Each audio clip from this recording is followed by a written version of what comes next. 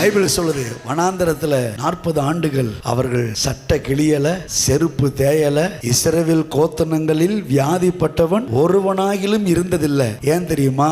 அவர்களுக்கு கர்த்தர் கொடுத்த சாப்பாடு அப்படிப்பட்ட சாப்பாடு. சாப்பாட்டு மேல கூட கர்த்தர் கரிசனையா இருந்து தூதர்கள் உண்ணும் உணவால் அவர்களை போஷித்தார். நான் சொல்றேன், நம்மளும் கூட சாகாமல் பிழைத்திருக்க வேண்டும் என்று தேவன் விரும்புகிறாரு. அப்படி விரும்பினவர் என்ன பண்ணார் தெரியுமா? நீங்க சாப்பிட்ற சாப்பாட்டில் அதை அனுதினமும் ஆசீர்வதிக்கிறாரு.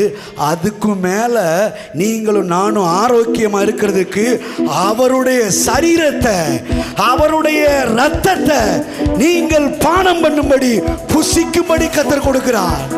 இன்னொன்னு சொல்றேன், ஆவியானவர் சொல்றாரு, அவர்களுக்கு கொடுத்தது தேவ தூதர்கள் உண்ணும் உணவை கொடுத்தாரு. நமக்கு கொடுத்திருக்கிறது தேவனையே கொடுத்திருக்கிறாரு. ஓ, நீர் செய்ய நினைத்தது நிறைவேறும்.